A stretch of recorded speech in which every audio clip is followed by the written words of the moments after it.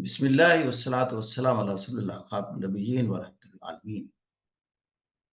Our today's topic is about the globalization. We are going to discuss globalization in all its dimensions which are there. इसके जो areas हैं, dimensions हैं, वो क्या हैं कि what is globalization? Economic globalization है, social globalization है, the political globalization है दुनिया में. But the predominantly we discuss generally the economic globalization. Who benefited more from this globalization process and when it started and why it started, and who are the losers, generally losers? What have been the drawbacks or the negative side of the globalization? It affected positively in the world, it affected negatively as well. Negative areas क्या हैं? फिर finally आप क्या conclude करते हैं कि whether this globalization is good for the world or not? What is your point of view? These are the all dimensions. अब मैं पहले ब्रीफली एक्सटेम्पोर बयान करता हूं विदाउट शोइंग द स्लाइड्स. पहली बात यह है कि ग्लोबलाइजेशन का मतलब क्या है कि when the globe get connected economically, socially, politically, and the people believe and the organizations believe that they can move around the globe freely and they feel themselves well connected throughout the globe, physically, electronically. This mobility has increased a lot. फिर likewise the companies, they have become global now. जैसे Apple originate America से हुई, इसकी factory China में लग गई, अब इसकी फैक्ट्रीज इंडिया में लग रही हैं, and now many industrial setup they are moving into ASEAN countries like Vietnam, Indonesia, Thailand and Malaysia. वो क्यों? For the sake of maximization. The next point is who is competitive price wise. Quality must be high but at the low price. China क्यों दुनिया में फैल गया economically कि दुनिया के प्रोडक्ट क्वालिटी वाइज कंपैरेटिवली अच्छे दिए but the price wise very low visa we produced in Europe, in Japan और इन अमेरिका. लिहाजा what happened? Things stop being produced in Japan, in Europe and in America and started gets produced in China, in India, in Malaysia, in Bangladesh, in Indonesia and many other countries, developing world. This is known as the economic globalization. अब आ जाती है social globalisation. जब interconnectedness बढ़ गई, social mobility बढ़ गई, the people started moving across the cultures and the borders. और दुनिया में देखते देखते इंग्लिश लैंग्वेज प्रीडोमिनेंट हो गई कि that is widely understood. Even Chinese started speaking English. The other day I visited Microsoft headquarters here in Seattle. When I asked the percentage of the people who are working in Microsoft, they said maximum number are Chinese people. मैंने कहा it means they have studied English language. कहते yes, they have studied English language. Around 40% people belonging to Microsoft headquarters here in Seattle, they belong to China. And number two are the Indians because they studied English a lot. इसने एक दूसरे को और करीब कर दिया. Google ने आपको मिला दिया, फेसबुक ने आपको मिला दिया, व्हाट्सएप ने आपको मिला दिया. शिकागो यूनिवर्सिटी का प्रोफेसर जॉन मियर शीमर तकरीर करता है, उसकी तकरीर यूट्यूब पर मौजूद है. You are listening to John Mearsheimer, he is a political realist of United States. Francis Fukuyama, political scientist है, तो you can listen him very clearly. You don't need to come to Harvard University now. You don't need to get admission in the Stanford University or Oxford. While sitting in your bedroom, you can listen Francis Fukuyama very well. Political globalization क्या है? Once upon a time there was capitalism. I'm in the word economic terms में बात करने लगा. The private ownership, capitalism, जिससे दुनिया में rich poor gap गैप वाइडन हुआ और दुनिया के जो इकोनॉमिस्ट थे उनके लिए पॉइंट ऑफ कंसर्न हुआ. And the Karl Marx came out. Karl Marx ने कहा कि ये जो गरीब गरीब से होता जा रहा है, अमीर अमीर से अमीर होता जा रहा है, ये एक सिस्टम की खराबी है. दैट इज द सिस्टम की खराबी. क्या? Private ownership. उसने क्या हल पेश किया? State should govern it, state should own it, all the means of production. This is the Marxism. और फिर स्टेट उसको तकसीम करे लोगों में उनकी जरूरियात के मुताबिक, लिहाजा गैप जो है ब्रिज अप हो जाएगा। लेकिन वो इतना खुद को सच्चा समझता था, उसने कहा कि मैं अपने खिलाफ किसी को बात नहीं करने दूंगा। इससे कम्युनिज्म में अपोजिशन का वजूद खत्म होना शुरू हो गया। कहा सारी दुनिया के मजदूरों इकट्ठे हो जाए और आपके जो खिलाफ हैं इनसे लड़ पड़ो, और दुनिया में क्लैश की बात हो। अब ये जो कैपिटलिस्ट स्कूल ऑफ थॉट था उनको बुरी लगी, they came out with liberalism, और लिबरलिज्म के बाद न्यू लिबरलिज्म। न्यू लिबरलिज्म क्या है? State has nothing to do with business, सारी चीज को प्राइवेट कर दो, डीरेगुलेट कर। इसको हम थैचरिज्म भी कहते हैं, और रेगन और थैचर का एक ब्लेंड भी कहते हैं। That was altogether opposite to the Marxism. मेरा आज वो सब्जेक्ट तो नहीं है, लेकिन इन्होंने चूंकि वहां अपोजिशन का वजूद खत्म किया कम्युनिज्म ने, लेनिन ने पहले उसको प्रैक्टिस किया, बाद में माओ ने किया। वेस्ट को प्रॉब्लम हुआ कि ये जो अपोजिशन का वजूद खत्म किया, प्राइवेट ओनरशिप का, they fought with that and they came out with the liberal school of thought. और फिर कोल्ड वार में जंग हुई, एक तरफ कम्युनिज्म था, एक तरफ liberal school of thought. 1945 almost start हो जाती है 46 से, और 1990 तक रहती है। कौन जीता और कौन हारा? कम्युनिज्म हार गया with the dismemberment of the Soviet Union and the collapse of the Berlin Wall 1989। उसके बाद दुनिया में वेस्टर्न डेमोक्रेसी फैल गई। This is the political globalisation. अब दुनिया में कम्युनिज्म, प्योर कम्युनिज्म, सिर्फ दो मुल्कों में है प्योर कम्युनिज्म, एक नॉर्थ कोरिया में और एक क्यूबा में। रशिया में मिक्स्ड इकोनॉमी आ गई है, predominantly this is communist, but they have introduced, I mean, private ownership and the capitalist setup. Same case is with China. This is a mixed economy. जैसे eastern China में capitalism है, private ownership है, but predominantly it is still communist. Economic globalisation पर अब सारी हम बात करेंगे, जिसने दुनिया में फिर बड़े मसाइल पैदा किए, और मौजूदा जितने भी इश्यूज हैं ये सारे ग्लोबलाइजेशन के बाद पैदा हुए। कि ग्लोबलाइजेशन जब हुआ कि सब मुल्क अपने बॉर्डर्स को ओपन करो और प्रोडक्ट्स को इजाजत दो और बैरियर्स ना लगाओ, प्रोटेक्शनिज्म के खिलाफ जाओ, और World trade Organization came into being in late 1990s। उसके तहत सब मुल्क सिग्नेटरी हो गए, let the products compete among themselves. इससे चाइना ने बेनिफिट सबसे ज्यादा उठाया। उसने कहा मेरे पास लेबर चीप है, मैं जमीन भी सस्ती दे देता हूं कंपनीज को, अदर यूटिलिटीज भी सस्ती दे देता हूं, रॉ मटेरियल भी मेरे पास काफी है, इधर एनर्जी के रिसोर्सेज हैं, और दूसरा मेरी आबादी इतनी ज्यादा, China is a big market. तो दुनिया की कंपनी दे रश टुवर्ड चाइना।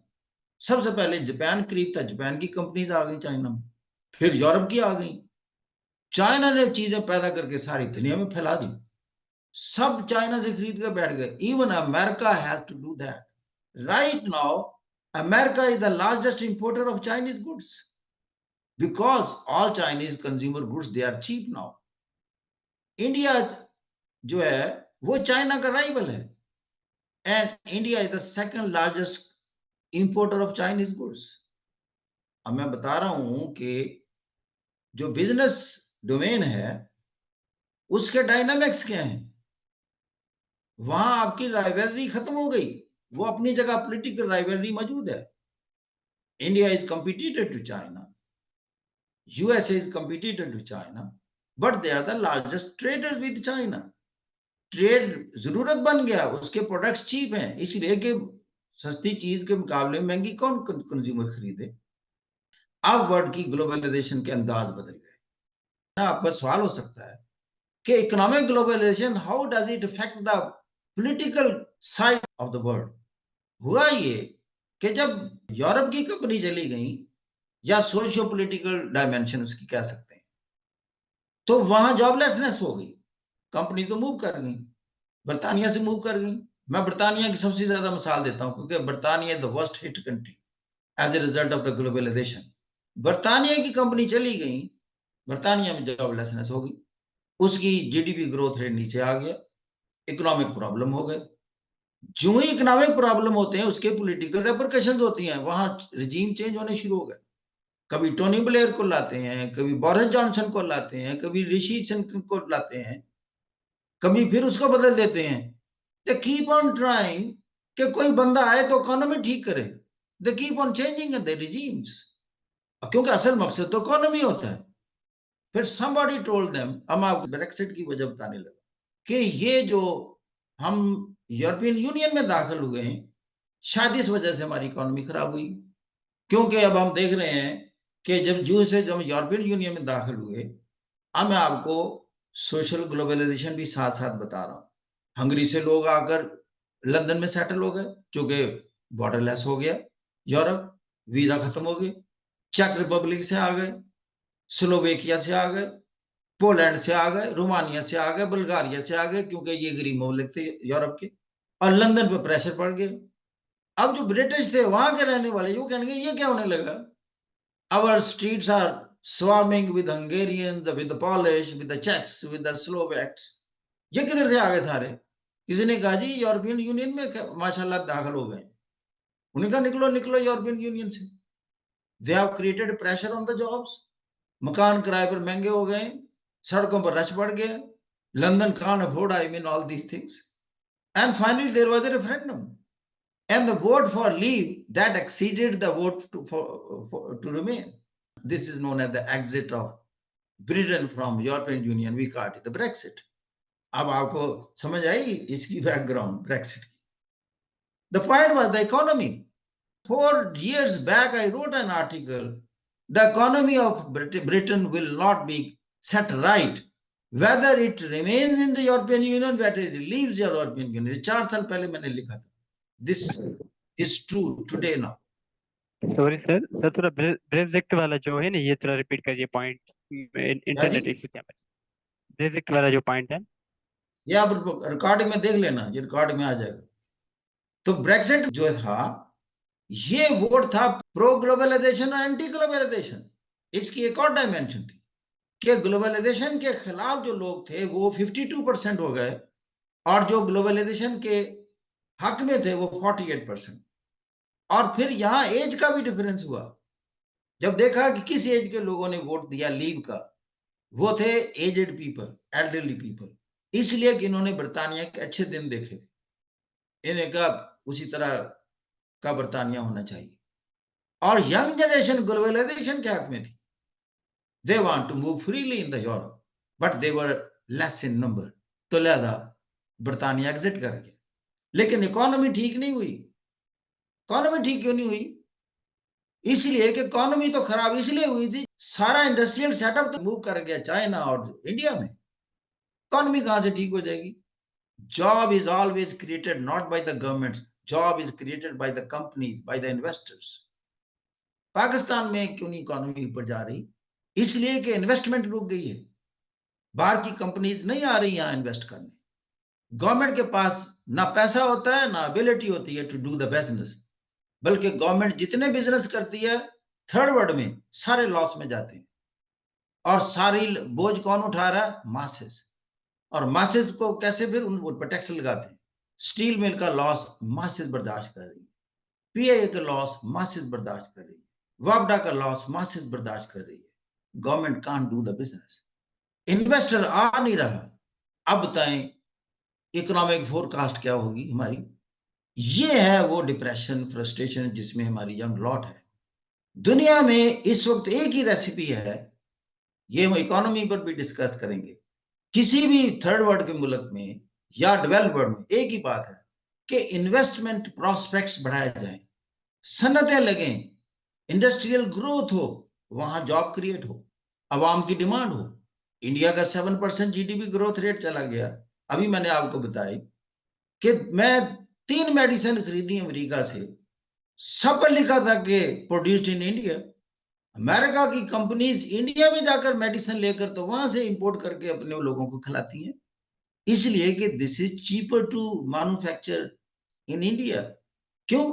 जैसे मैंने कहा 7 प्री रेक्विजिट्स जो इन्वेस्टर्स हैं इनके डायनामिक्स क्या हैं, इनकी 7 प्री रेक्विजिट्स में हमेशा काउंट करता हूं कि कहां इन्वेस्टर जाता है, कहां इन्वेस्टर नहीं जाता। They are not concern about the nationality. ये मैं आपको बताऊं, ये प्रॉफिट मैक्सिमाइजेशन की कल्चर में होते हैं तमाम बिजनेसमैन और तमाम मल्टीनेशनल कंपनीज के मान तो प्रॉफिट बढ़ाना है, बिजनेस को एक्सपेंड करना है। तो what are the 7 prerequisites? Number 1, the rules regulations governing foreign trade and investment must be continuous and must not change with the change of the government. There must be consistency in that. Number 2, cheap labor should be available over there. Number 3, physical infrastructure must be well built. Roads, railways, networks. There should be political stability. Protests, processions, जलाओ घराओ जैसी चीजें ना हो रही हों उस मुल्क में। Energy should be available, sufficient energy, cheap source of energy. Everything moves with energy. Here, particularly the internet, the Wi-Fi systems, uninterrupted. Or here, availability of the raw material, and that country should act as a good market as well. अब ये सारी चीजें जहां मिलेंगी उसको, the companies will move there. This is the reason why, if anybody asks why China has emerged economically, why India is emerging economically, why ASEAN countries are emerging economically, and out of the ASEAN, why Vietnam is emerging fast nowadays, because it is fulfilling these prerequisites comparatively better than the rest of the world. If Brazil has performed well in Latin America, if South Africa is performing well in Africa, that is, it is, I mean, attracting the foreign investors in a better way. अगर पाकिस्तान नहीं economically perform कर पा रहा कि हम investment attract करने के लिए अभी फीजेबल एनवायरनमेंट बनाने में नाकाम है, यहाँ के खुद इन्वेस्टर अपनी मुल्क के लोग जो हैं, they may be not, I mean, interested in investing in Pakistan and better to invest somewhere other in Dubai or Bangladesh or this and that.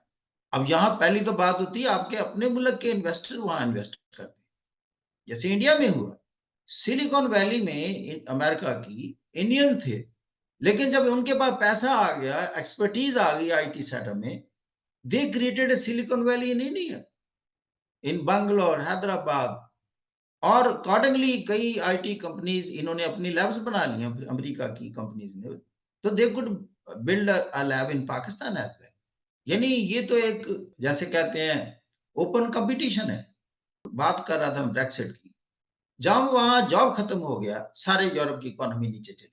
जब नीचे चली गई तो इनको इमिग्रेंट्स बुरे लगने शुरू हो गए। अब रीजन आ गई जो उसके, जब मैं political repercussion, socio political repercussion की बात करता, तो जीनोफोबिक और इस्लामोफोबिक जो सेंटिमेंट्स अगर अमर्ज हुए हैं बर्तानिया में या फ्रांस में या इटली में ज्यादातर, और वहां पॉपुलिस्ट और नेशनलिस्ट पार्टियां ज्यादा वोट ले रही हैं, तो रीजन उसकी इकोनॉमी है कि जब ये कॉलोनियल ईरा में थे, मुल्क इंपीरियलिस्ट थे, कॉलोनियल पावर्स थे, बर्तानिया कॉलोनियल पावर था, फ्रांस था, उस वक्त तो नेदरलैंड भी था और बेल्जियम भी था।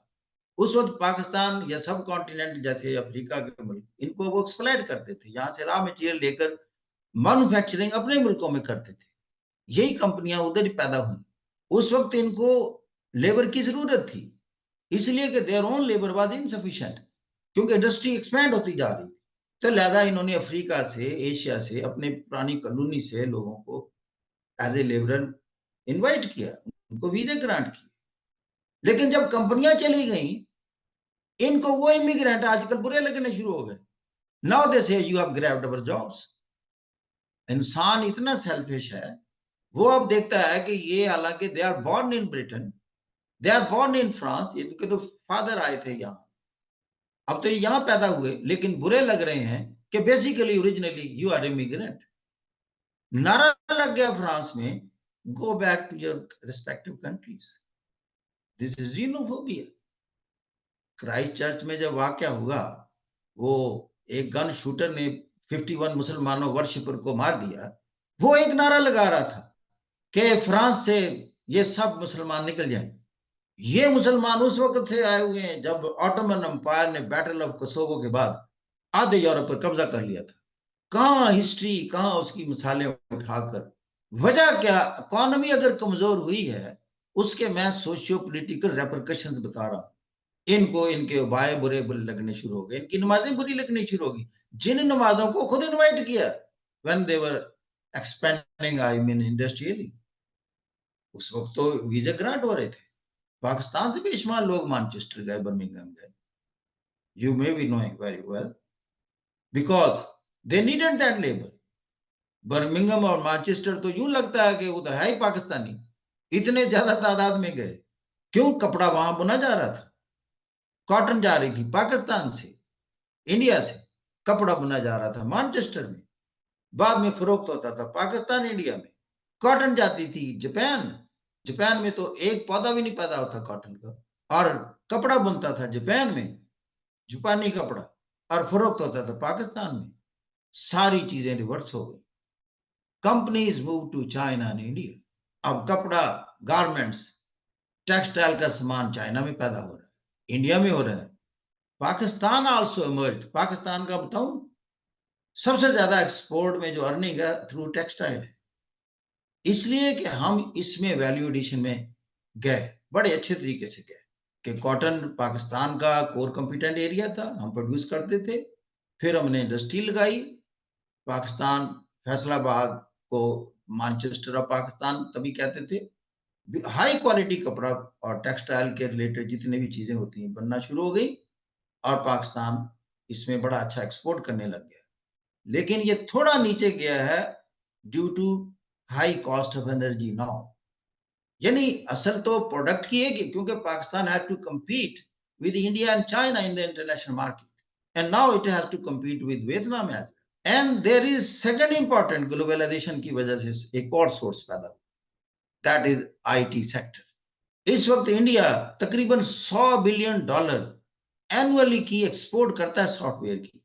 अब क्या है, बीसीएस बचा ही चाहिए ना, पाकिस्तान भी पैदा कर सकता है, या वो सॉफ्टवेयर कंपनी के लिए अदर प्री रेक्विजिट्स कि यहां अनइंटरप्टेड वाईफाई सिस्टम हो, इलेक्ट्रिसिटी का सिस्टम हो, एंड skilled labor हो in, I mean, C++, Java and Oracle and all these things.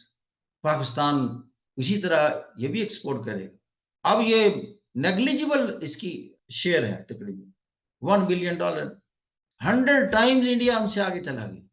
ये दुनिया के क्या हैं, यूनिवर्सल ट्रूथ्स हैं।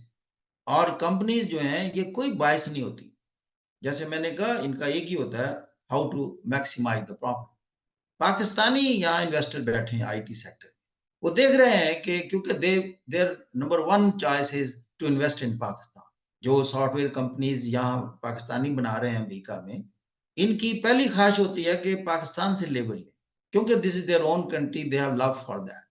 लेकिन जब वो देखते हैं कि जी वहां बच्चा कह रहा है जी सर जी कल से बिजली बंद है, इंटरनेट कभी ऊपर जाता है कभी नीचे जाता है, तो दे गेट डिस्करेज। एक बल्कि कंपनी के तो मालिक ने मुझे कहा कि मुझे फिर ना मैं यानी हाफ हार्टेडली मुझे इंडिया से 2 बंदे एंगेज करने पड़े। पॉइंट ये है कि आपके लिए एवेन्यू खुले हैं दुनिया में, the world is flat, you have all chances to move forward and upward. Pakistan के कोई कम रिसोर्सेज हैं, लाइकवाइज हमारा बलूचिस्तान है, अनएक्सप्लोर्ड इतनी चीजें वहां मौजूद हैं। यूरोप के रिसोर्सेज उतने नहीं हो जो हमारे एक एक सूबे में रिसोर्सेज है। We need good leadership. We need sincerity. We should be, I mean, full with the public interest and the national interest. We should put Pakistan at highest level, not the self at the highest level. दुनिया का बेड़ा गर्क एक ही चीज करती है, जब leader selfish हो जाए, जाती एहसास को बढ़ाने के लिए आगे जाए, मुल्क पीछे छोड़ दे, वरना मुल्कों के पास बहुत रिसोर्सेज होते हैं। एनीवे, तो ये सोशियो पोलिटिकल रेपरकशंस हुए in the form of xenophobia and Islamophobia. अब यहां साथ ही मैं बात बता देता हूं कि इस्लामोफोबिया, इनको देखो, xenophobia against all the immigrants, Islamophobia against the Muslims, same sentiment, लेकिन ये ज्यादा स्ट्रांग होता है इस्लामोफोबिया। इनके नेगेटिव ओपिनियन इस्लामोफोबिया के हवाले इस्लाम मुसलमानों के खिलाफ ज्यादा होते हैं। वाई? इसलिए कि अगर कोई अफ्रीका से नॉन मुस्लिम आते हैं, तो उनकी कई वैल्यूज उनसे टकराती नहीं है। इस्लाम की अपनी सोशियो पॉलिटिकल वैल्यूज हैं, या वेल का कॉन्सेप्ट भी है, पर्दे का कॉन्सेप्ट भी है, जो कि वेस्ट में नहीं है। इनको उस वक्त ये एलियन लगते, इसलिए इनको थोड़े डिफरेंट लगते कि ये पोर्क नहीं खाते। अब मिसाल के तौर पर कोई अफ्रीका से क्रिश्चियन चला गया, वो लिकर भी पी लेगा, वो पोर्क भी खा लेगा, तो इनको वो मिक्सअप होता नजर आएगा। वैसे ठीक है, इमिग्रेंट है, जीनोफोबिक सेंटीमेंट तो होंगे ब्लैक्स के खिलाफ, लेकिन मुसलमान के खिलाफ ज्यादा उस वक्त बढ़ जाएंगे कि जब इसके सामने पोर्क रखेंगे, ये कहेगा no no I can't eat pork. वो कहते जी वाई, इस्लाम इज अगेंस्ट दैट। वो शराब पी रहे होंगे तो इसने कहना no no no, is there any soft drink available जी। तो उस वक्त कहेंगे ये अच्छा, इनकी बीबियां आई तो उसने बुरका लिया हो जी, ये क्या है जी, ये तो कपड़े उतारते जा रहे हैं ना मतलब आई मीन मुक्सर करते जा रहे हैं ना। तो इधर ये कहते हैं जिस्म को ढांपते जा रहे हैं। तो इनकी वैल्यूज इसलिए इस्लामोफोबिक सेंटिमेंट्स हैं। स्लाइड बेटा देखेंगे। Give an account of the term globalization highlighting advantages and disadvantages. एक इसमें ईडीएम भी हमें साथ डाल देते हैं, to get in the hot water to be in trouble. तो जब भी कोई मुश्किल में, वो कहते हैं कि he is in the hot water nowadays. To get wind, मैंने किस चीज का मालूम होना, जब पता चलना। I got the wind of, मैंने ऐसे उड़ती उड़ती खबर सुनी। yearn for desire with eager longing, बहुत अंदर से किसी चीज को चाहना। To feather one's own nest, सिर्फ अपना उल्लू सीधा रखना, अपने जाति यानी खुद गर्जी की इंतहाई। To be at the back and call of, जो शख्स किसी के हुक्म पर चले, वो कहते हैं उसके बैक एंड कॉल पर है। तो ये जरा इसको देख लेना। अब मैं जरा ग्लोबलाइजेशन की तरफ जाता हूं, इसको फिर हम कर लेंगे। तो what mean by globalization, as you have rightly said, that globalization is the process by which individuals and organizations start operating on an international scale. It has all three aspects: social, political, and economic, but the economic more predominant. फिर इसके impacts: it destroyed job opportunities in the developed and high-wage countries, as the production of goods and companies have moved across borders to countries where the labor and other utilities were cheap and regulations were soft. दूसरा एक चीज है, जब हम academically बात करते हैं तो एक ब्रॉडर कॉन्टेक्स्ट में करते हैं, जिसमें हिस्ट्री का एलिमेंट होता है। सवाल पैदा होता है, क्या ग्लोबलाइजेशन पहली दफा हुई है? हम कहेंगे नो। ये ग्लोबलाइजेशन उस वक्त से है जब इंसान दुनिया में आया। ये ट्रेड उस वक्त भी बड़ी दूर दूर तक करता था। अब मैं बात करता हूं जब दुनिया में वेनस बहुत बड़ी मार्केट था। एशिया और चाइना से कारवान के जरिए, यानी बाई लैंड, ऊंटों के जरिए, खच्चरों के जरिए सामान एशिया चाइना का वेनस तक जाता था। यूरोप का वो सेंटर होता था तजारत का, और यूरोप का सामान एक्सचेंज होता था, और वापसी पर ये कारवान वेनस से चीजें लेकर चाइना और इंडिया में फरोख्त करते थे। This have been going on. लेकिन उस वक्त की ग्लोबलाइजेशन, अब की ग्लोबलाइजेशन का फर्क क्या है? It was very very slow at that time. अब ये सारी चीजें जब स्पीड अप हुई, एयरक्राफ्ट आ गए, इंटरनेट आ गए, डिजिटल वर्ल्ड में आ गए, things have just speeded up. और आप घर बैठे, रवायत थी कि आप दुकान पर सौदा लेने जाते थे, but right now you can order to Amazon, Alibaba और Draz.com, and the shop is coming to your doorstep. All together reverse हो गया। You are going to the shop, but now the shop is coming to you. जब ये चीज हुई, दुनिया में protectionism आ गया। जैसे मैंने कहा, जब न्यू कॉलोनियलिज्म दाखिल, हम आजाद हो गए, तो हम रॉ मटेरियल प्रोड्यूसिंग कंट्री थे कॉलोनियल इरा में, तो सारी इंडस्ट्री वेस्ट में थी, तो हमसे चीजें रॉ मटेरियल लेते थे, हमें मैन्युफैक्चर गुड्स देते। जब हमने कहा इस पर अखराजात बड़े होते हैं, हमारा फॉरेन एक्सचेंज बहुत ज्यादा चला जाता है, क्योंकि उनकी चीजें एक्सपेंसिव होती थी, रॉ मटेरियल पेरिशेबल होने की वजह से सस्ता होता था, तो लिहाजा हम अंडर डेट ही रहते थे। तो हम IMF के कर्जे लेते रहते थे उनसे चीजें इंपोर्ट करने की। वो हमें इसीलिए कर्जे देते थे कि you import things from us, कि एक ट्रैक्टर देने के लिए हमने पता नहीं कितने एकड़ की कपास उनको देनी पड़ती थी।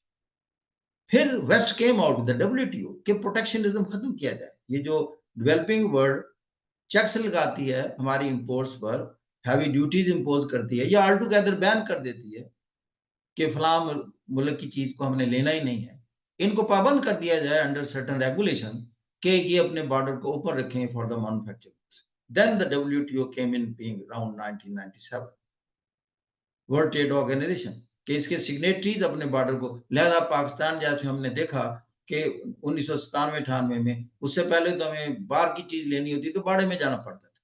फिर ये WTO के साइन हो गए तो पाकिस्तान में सारी आने चीजें शुरू हो गई, made in China, made in Malaysia, made in plan, made in plan.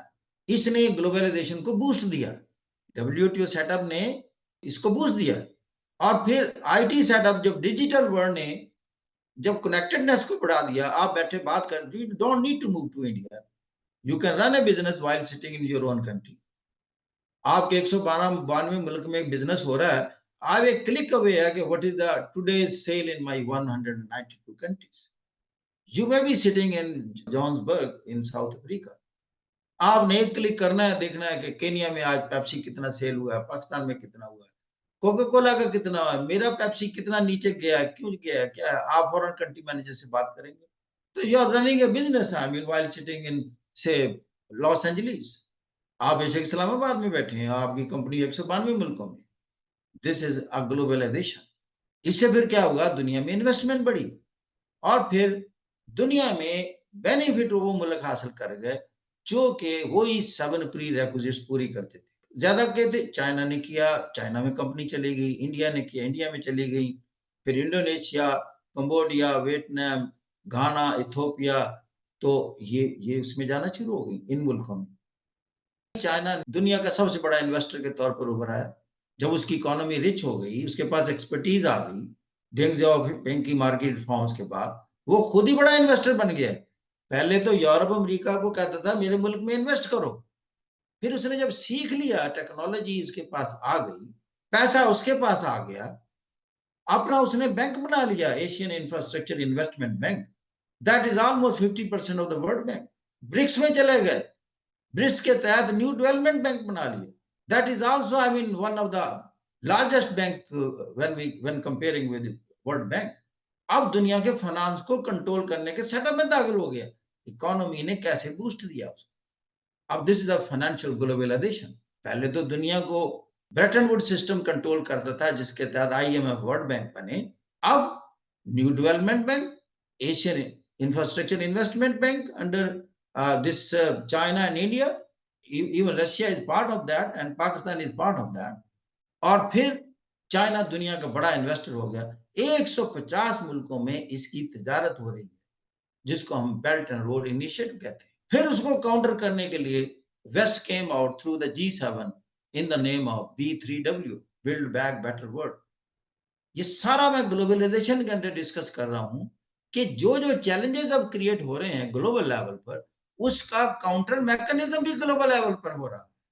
फिर ये BRI का आप देख रहे हैं कि सबसे ज्यादा होल्ड तो इसका एशिया, यूरोप और अफ्रीका पर है, और 7 कॉरिडोर्स बनाए, जिसमें एक कॉरिडोर पाकिस्तान में से, चाइना पाकिस्तान इकोनॉमिक कॉरिडोर, वे BRI को हम अलग डिस्कस करेंगे, यहाँ एक पासिंग रेफरेंस है। फिर ग्लोबलाइजेशन में इंडिया ने टू काउंटर BRI रशिया के साथ मिलकर international north south transport corridor इंस्टेक बनाया कि मॉस्को से चीजें बंबई अगर लानी है तो पहले तो आती थी बाल्टिक सी में से होती हुई या ब्लैक सी में से होती हुई, मेडिटेरियन में दाखिल होकर, सुएज कनाल में दाखिल होकर, रेड सी में दाखिल होकर, अरेबियन सी में दाखिल होकर फिर बॉम्बे में जाती थी। इन्होंने कहा एक और कॉरिडोर खोलते, मॉस्को से चीज आए असरा खान यानी बिल्कुल कैस्पियन सी के ऊपर, वहां से चीजें शिप पर चले कैस्पियन सी, और फिर तेहरान में है, तेहरान से बंदर अब्बास ईरान की पोर्ट पर है, वहां से बंबई, और ये सफर 1/3 रह जाता है। This was another way of trading internationally, another mechanism and dimension of the globalization. ये वो दोनों रास्ते मैंने बता दिए। ये रेड जो नया था, ये देखें सेंट पीटरबर्ग से चीज आ रही है, बंदर अब्बास से होती हुई इंडिया, और पहला रूट क्या था, ये जैसे मैंने बताया, ये जनाब यहां से बाल्टिक सी में दाखिल हुए, फिर ये नॉर्थ सी में चीजें आई, ब्रिटिश चैनल से होती हुई, फिर ये अटलांटिक ओशन में दाखिल हुई, फिर ये जबराल्टर से मेडिटेरियन में दाखिल हुई, और मेडिटेरियन से स्वेज कनाल के जरिए फिर ये रेड सी में आई, फिर ये अरेबियन सी, और देन बॉम्बे ओवर हियर। ये दुनिया के इकोनॉमिक ग्लोबलाइजेशन के डिफरेंट डायमेंशन हैं। घबराना आपने नहीं है कि जी ये इतना कुछ इकट्ठा कर दिया, जितना भी आपको याद रह जाए पासिंग रेफरेंस आप, ये सारी उसकी डिटेल है। ये फिर सोशियो पॉलिटिकल रेपरिकेशंस उसके। एक चीज हमने जो नहीं की थी कि आपने दुनिया में लैंग्वेज की, तो मैंने बात की कि इंग्लिश एक लैंग्वेज फैली कि भी दुनिया जो इंटरकनेक्टेड, किस जबान में ज्यादा बात करे। तो फाइनली देखा गया कि दुनिया में इंग्लिश लैंग्वेज जो है प्रीडोमिनेंटली है, जिससे ये हुआ कि इंग्लिश को बूस्ट मिला। फिर लोगों के ड्रेस कोड में तब्दीली है। पाकिस्तान में उतनी जीन नहीं पहनी जाती थी जितनी ये ग्लोबलाइज्ड का एनवायरनमेंट हुआ हमारी कल्चर में आ गई। ईटिंग हैबिट्स चेंज हुई। हमें पिज्जा हट या KFC, मैकडोनल्ड जैसी चीजें कुछ अर्सा पहले नहीं होती थी, या स्टारबक्स कॉफी या चाइनीज फूड, लेकिन ये दिस इम्पैक्ट ऑफ हर चीजों का।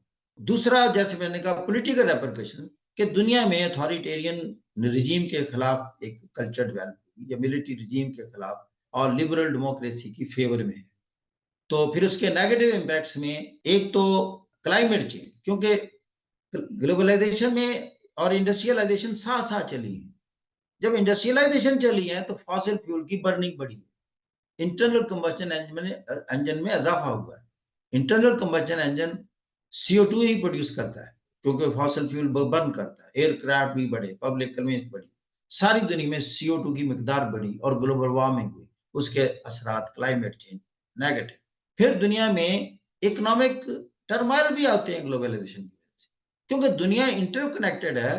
एक मुल्क की इकोनॉमी खराब हो जाए, खास तौर पर अगर बड़े मुल्क की, जिसका दुनिया में इकोनॉमिक शेयर ज्यादा हो, तो उसके नेगेटिव असरात दूसरों पर पड़ेंगे।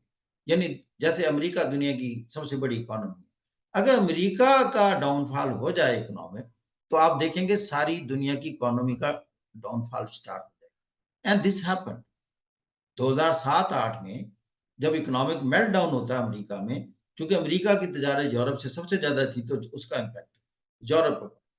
अब यूरोप चाइना से चीजें खरीदता था, उसकी परचेजिंग पावर कम हो गई, उसने चाइना से चीजें खरीदना कम कर दी। जब चाइना की हुई तो चाइना की इकोनॉमी नीचे चली गई। चाइना का जिससे लिंक था उसका, तो this is known as the domino effect. इसी तरह आपने देखा वुहान में कोरोना वायरस डेवलप हुआ, और यही ग्लोबलाइजेशन की वजह से, ये जो इंटरकनेक्टेडनेस है दुनिया की, वो वायरस 24 घंटे में सारी दुनिया में घूम गया। कि वुहान से अगर बंदा एक एयरक्राफ्ट में बैठकर रात को चला गया लंदन, तो उसके साथ तो कोरोना भी सफर कर गया। और वहां जहां उसने खाना खाया, जिस कुर्सी पर वो बैठा, वहां से बंदा बैठकर दूसरे दिन न्यूयॉर्क गया, तो कोरोना साहब चले गए न्यूयॉर्क में। और न्यूयॉर्क में कई मुल्कों के टूरिस्ट आए हुए थे, और जिस टेबल पर वो बैठा, कोरोना, वुहान का कोरोना। और वो टूरिस्ट दूसरे दिन अपने अपने मुल्कों के चले गए, कोई इटली में चला गया, उधर चला गया, कोई स्पेन में चला गया, जहां से आया। The corona travelled, I mean, around the globe with in 24 hours. तो बायोडाइवर्सिटी का इम्पैक्ट होता है, इकोसिस्टम, क्योंकि ग्लोबलाइजेशन में प्रोडक्शन बढ़ गई, इंडस्ट्रियल कंजम्पशन बढ़ गई, माइनिंग बढ़ गई, उसके लिए आपको जंगलात काटने पड़े। डिफॉरेस्टेशन से कई दरख्तों की स्पीशीज खत्म हो गई। यानी इसको कहते हैं दुनिया की बायोडाइवर्सिटी जो है वो बड़ी नेगेटिवली हिट हुई। ब्राजील के ओवरऑल जो एरिया ऑफ द फॉरेस्ट है, दुनिया का सबसे बड़ा फॉरेस्ट ब्राजील में, अमेजन फॉरेस्ट, उसका एरिया में कमी हुई।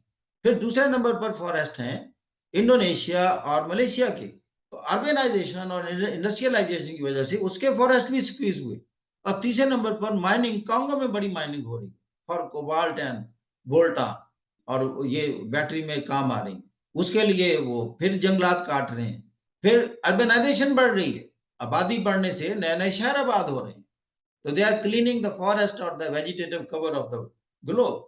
फिर जैसे मैंने कहा, नेशनलिस्ट पार्टीज पैदा हुई यूरोप में अगेंस्ट इमिग्रेंट्स, लोगों में नेशनलिज्म उभरा। और यूरोप की 27 पॉलिटीज में से तकरीबन 6-7 में नेशनलिस्ट पार्टियां इक्तदार में आ गई। तो अब दुनिया में कैसे आज जिया जाए? What is the lesson for Pakistan? दुनिया में एक ही रेसिपी है इकोनॉमिक अपलिफ्ट का, you create the environment where the investors come. और वो प्री रिक्विजिट्स मैंने आपको बताए। Pakistan can also move forward by creating that ease of doing business for the foreign investors. If they come, they will generate human activity or employment. तो दूसरा negative impact है widening rich poor gap कि globalisation में तरक्की तो हुई, जैसे India की मिसाल 6-7% पर जीडीपी ग्रोथ रेट है और वहां मल्टी बिलियनर कंपनीज का इजाफा हुआ, मल्टी बिलियनर लोगों में इजाफा हुआ। लेकिन क्या ओवरऑल इंडिया में गुर्बत कम हुई? कहा जाता है कि दुनिया में सबसे ज्यादा गरीब लोग भी इस वक्त इंडिया में हैं। आप बॉम्बे की मिसाल देखें, Bombay is divided into 2 parts. एक तरफ तो हाई राइजिंग बिल्डिंग है जैसे मैनहट्टन और दुबई में, और दूसरी तरफ स्लम्स हैं, झोंपड़ियों में लोग रह रहे हैं, पूरे का पूरा शहर आबाद है। ये रिच पुअर गैप वाइडन होने की बहुत बड़ी मिसाल है बॉम्बे एंड इंडिया कि वहां या तो मल्टी बिलियनर हैं जिनके अपने अपने हवाई जहाज हैं, और कहा वो जो है रात को फुटपाथ पर सो रहे हैं। इससे क्या हुआ? इन्वेस्टर आए, इंडस्ट्री लगी, कुछ लोगों की जेब में बहुत पैसा चला गया, और जो एम्प्लॉइज हैं, जो वर्कर्स हैं, उनको कम से कम दिया जाता है, इसलिए कि बिजनेस का असूल है अगर किसी चीज की सप्लाई ज्यादा हो तो उसकी वेजेस में कमी आ जाती है। अब अगर इंडिया में काम करने वाले लोगों की लाइन लग जाए तो बिजनेसमैन ने क्या करना है? उसने अमालूमेंट्स कम कर देने कि मुझे तो आसानी से लोग मिल जाते हैं। इसी तरह ग्लोबलाइजेशन के खिलाफ टेस्ट भी हुए। ये जो ग्लोबलाइजेशन, इसमें जो थ्योरी कार फरमाया जाता था, that is new liberalism. New liberalism में गवर्नमेंट कहती है हमने डीरेगुलेट कर देनी हर चीज, प्राइवेटाइज कर देनी, let the investors, let the public, let the private setup they do the business. Government इसमें इंटरफियर ही नहीं करेगी। इसको कहते हैं डीरेगुलेशन। ब्रिटानिया की थैचर प्राइम मिनिस्टर और रेगन अमेरिका का, इन दोनों ये पायनियर है न्यू लिबरलिज्म। सारी दुनिया में, बल्कि जब आईएमएफ से कर्जा भी देते थे तो साथ कंडीशनैलिटी ये लगाते थे, डीरेगुलेट योर इकोनॉमी, फरोख्त कर दो, प्राइवेट सेक्टर में चीजें दे दो, गवर्नमेंट का कोई काम नहीं है बिजनेस करना। लेकिन इससे क्या हुआ इस वक्त राइट नाउ, जब तबसरा होता है न्यू लिबरल पॉलिसी पर, तो दुनिया में गरीब और अमीर में फर्क बढ़ गया है। आप अमेरिका देखें, दुनिया की वेलफेयर स्टेट है और सबसे बड़ी इकोनॉमी है, and there are many homeless people in America. इसके बाद फिर दुनिया में जो पॉलिटिकल साइंटिस्ट हैं कि ये न्यू लिबरलिज्म के मुकाबले में फिर क्या हल पेश करेंगे आप, तो आप कहेंगे social democracy, new Marxism. What is this social democracy and new Marxism? वो ये है कुछ काम गवर्नमेंट अपने पास रखे, वरना ये प्राइवेट सेटअप ने तो लोगों को निचोड़ लेना है।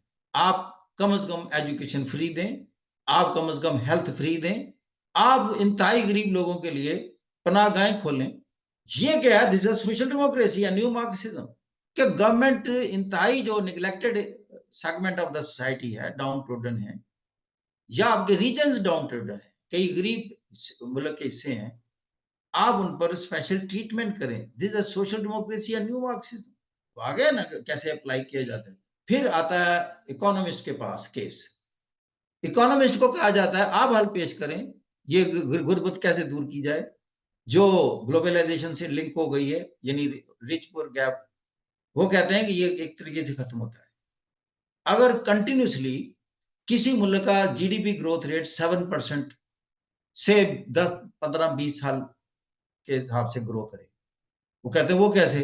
कहते हैं इसका फिर ना ट्रिकल डाउन इम्पैक्ट स्टार्ट हो जाता है कि जब लोग अमीर हो रहे हैं एक तरफ, उनकी कंजम्पशन बढ़ती है, तो उसके फिर ना नीचे असरात आने शुरू होते हैं, बट दैट टेक्स टाइम। जैसे इंडिया के बारे में कहा जाता है कि अभी तो इंडिया में गैप बहुत ज्यादा है, लेकिन अगर इंडिया का जीडीपी ग्रोथ रेट जो 7% के करीब करीब जा रहा है, ये अगर आइंदा 10 साल ऐसे रह गया तो फिर इंडिया में गुर्बत कदरे कम हो जाएगी। Question, can globalization and nationalism को exist?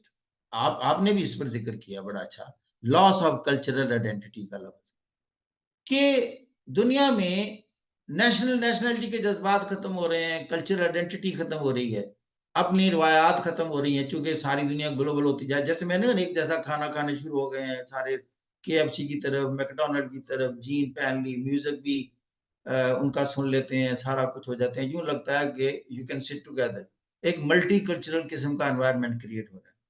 But the point is it a bad thing? अगर मल्टीकल्चरलिज्म इस एंगल से है कि आप चाइनीज फूड खा लें नो प्रॉब्लम, KFC से खाना खा लें नो प्रॉब्लम, हलाल खाना है तो वो हलाल देना शुरू हो गए, और वो बिजनेस में है ना। मैकडोनल्ड पाकिस्तान में काम करता है, वो कहेगा जी यहाँ जो भी मुर्गा इस्तेमाल होगा हलाल है, they know how to do the business. America में देखा कि इंडियन स्टोर है, उन्होंने कहा जी वो चूंकि मीट, मतलब पता है मुसलमान भी गोश्त उन्होंने खरीदना है, उन्होंने लिख दिया उसके ऊपर दिस द हलाल मीट। अब ये जो नेशनलिज्म, जैसे फ्रेंच नेशनलिज्म उभरा है दुनिया में, नेगेटिव साइड उसकी, इटालियन नेशनलिज्म उभरा है, ब्रिटिश नेशनलिज्म उभरा है, क्या ये इस ग्लोबलाइज सेटअप में इसने कहीं ग्लोबलाइजेशन को हिट तो नहीं करना?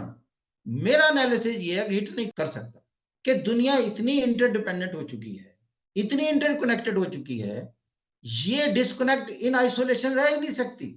जैसे मैंने बताया ना कि इंडिया का स्टोर है म्यूरी, उसमें सारे इंडिया के प्रोडक्ट मौजूद हैं, उसमें हलाल मीट भी मौजूद है, इसलिए कि उसने सर्वाइव करना है बिजनेस में, उसने मुसलमान गाहक को खत्म नहीं करना होने देना।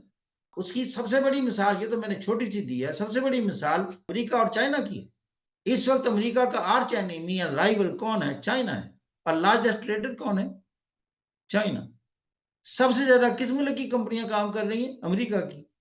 बताएं, नेशनलिज्म रोक सका कंपनियों को? अमेरिकी नेशनलिज्म रोक सका? ट्रंप ने कोशिश की रोकने की, for the sake of American nationalism come back, ने कहा नो, बिजनेस की डिमांड नहीं है, बिजनेस में नेशनलिटी नहीं होती, बिजनेस में ग्लोबलाइजेशन होता है। 192 मुल्क में पेप्सी बननी है, 192 मुल्क में कोका कोला बनना है, 192 मुल्क में KFC जाना है, मैकडोनल्ड जाना है, पिज्जा हट जानी है, स्टारबक्स की कॉफी जानी है जी। लिहाजा ये मैं जवाब बता रहा हूं, I will say yes, globalization and nationalism can coexist, this my answer. दूसरा, मैं स्टूडेंट को एनकरेज करता हूं, you can, I mean, go against me, but with cogent reasons and rationalization. अब मैं वो थोड़ा सा आपको वो एक और दिखाता हूं जो ऐसे इसमें किया हुआ हमने। अब ये ऐसे है कि जी ये ब्लेसिंग एंड इन डिसगाइज, ये अच्छी, इस सारा मैंने उसी के बारे में बात की है। इसका स्टाइल मैंने बता दिया है, ऐसे आउटलाइन है, फॉर्मेट। दूसरी बात ये है कि जहां मैंने कहा पहला पैराग्राफ ऑलवेज इंट्रोडक्टरी पैराग्राफ होता है, और ये अगर ये ऐसे हो, ये आउटलाइन हो, इसका आइडियल इंट्रोडक्टरी सेंटेंस क्या होगा वो मैंने यहाँ मेंशन कर दिया। तो इसमें सारी वही बातें कि it's the process of increase interconnectedness, interdependent among countries, economics, cultures, societies around the world. बाकी चीजें जो मैं सारी इसमें IMEC का मैंने पहले जिक्र नहीं किया कि जब ये सितंबर में 2023 में G20 की मीटिंग होती है दिल्ली में, तो अमेरिका ने IMEC इंट्रोड्यूस किया, India middle east Europe economic corridor. तो ये BRI को काउंटर करने के लिए किया। BRI भी दुनिया का ग्लोबलाइज सेटअप है और IMEC भी ग्लोबलाइज सेटअप है। लिहाजा ग्लोबलाइजेशन में जो इकोनॉमिक राइवलरी और पॉलिटिकल राइवलरी है, that goes hand in glove. तो आखिर में जो मैं बात इसमें बताना चाह रहा था कि मेरा पॉइंट ऑफ व्यू ये है कि ये ग्लोबलाइजेशन का फ्यूचर क्या है। हम कह रहे हैं ना कि इसकी नेगेटिव चीजें भी हैं तो खत्म हो जाएगा, तो मैं उसके हक में कहता हूं कि मैं ये आपको जो पहले आर्टिकल दिया उसमें मेंशन नहीं है, ये रात मैंने ऐड किया। Making use of man's inherent resilience, responsible consumption and production patterns can help mitigate the environmental impact of globalization, ensuring sustainable development for present and future generations. देखिए, दुनिया में जितने भी मसाइल पैदा होते हैं इंसान की वजह से होते हैं। ये ग्लोबलाइजेशन भी इंसान की वजह से, इंडस्ट्रियलाइजेशन भी इंसान की वजह से, रिच पुअर गैप भी इंसान की वजह से हुआ, क्लाइमेट चेंज भी इंसान की वजह से हुआ। और बात करने वाली सिर्फ ये है, इंसान में ही अल्लाह ने इतनी सलाहियत रखी हुई है कि अपने पैदा किए हुए मसाइल का ये हल निकाल सके। इसी की वजह से अगर कोरोना दुनिया में फैला, वैक्सीन भी इसी ने निकाली। इसी की वजह से अगर ये ग्लोबलाइजेशन के नेगेटिव इम्पैक्ट्स हैं या क्लाइमेट चेंज हुई, तो सोलर सिस्टम भी यही लेकर आया, विंड मिल भी यही लेकर आया, टाइडल एनर्जी से एनर्जी भी इसी ने जनरेट की। और हाइड्रो इलेक्ट्रिसिटी भी इसी ने की, यानी रिन्यूएबल रिसोर्सेज भी यही इसी की इजाद है। गोया कि इसमें ये कैपेसिटी है और ये बेशुमार क्योटो प्रोटोकॉल से हमने एफर्ट शुरू की क्लाइमेट चेंज के खिलाफ। COP28 तक हम आए हैं। सारा मकसद ये है हाउ टू एड्रेस इट।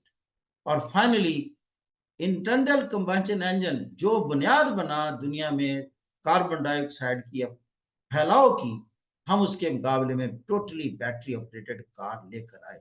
ये इंसान ही लेकर आया। I have seen Tesla moving here in Seattle, this is totally battery operated. कोई वॉइस नहीं है उसकी, कोई उसमें उस तरह का इंजन नहीं है, कोई फॉसिल फ्यूल की बर्निंग नहीं है। अब बैटरी ऑपरेटेड कार फैलती जा रही दुनिया में। आप अपनी जवानी में देखेंगे इन Pakistan there will be so many battery operated, totally battery operated cars flying on the roads. ये क्या है? This is inherent capacity of resilience in man. ये सेंटेंस याद रखें, इसमें अल्लाह ताला ने ये चीज रखी। This is all from my side. Sir question है मेरा एक। जी करें। अच्छा सर, क्वेश्चन ये है कि हम डेली बेसिस पे कुछ राइट अप आपसे चेक करवा सकते हैं, जो मिसाल फॉर एग्जांपल आज ग्लोबलाइजेशन है, हम कल लिख के इस पे चेक करवा सकते हैं? नहीं, वो डेली बेसिस पर पॉसिबल नहीं होगा। वो मैं आपको ऐसे दूंगा खुद इसी ग्लोबलाइजेशन पर, तो आप वो करें। ये अब आप डेली बेसिस पर आपके लिए जो तरीकाकार है सेल्फ एवेल्युएशन का, आपके पास ये सारा मटेरियल आ गया है, आपके पास ऐसे भी आ गया है और स्लाइड्स भी आ गई। आप उससे डेविएट ना करें, इतना नॉलेज आज मैंने आपको दे दिया है। आपके पास ओरिजिनल टेक्स्ट मौजूद है, compare your text with that. अगर आपके पास रिटन मटेरियल ना हो तो फिर आपको मेंटोर के पास जाना। When you have the original text in front of you, so you compare your thoughts whether those are aligned with that or not. लेकिन चेक करने के लिए कि whether you are in a position to design essay in that formulation, वो मैं आपको एक माह में एक ऐसे दूंगा जिसको आपने अटेम्प्ट करना है, वो आपका हर एक का मैं check. Okay, thank you very much, God bless you.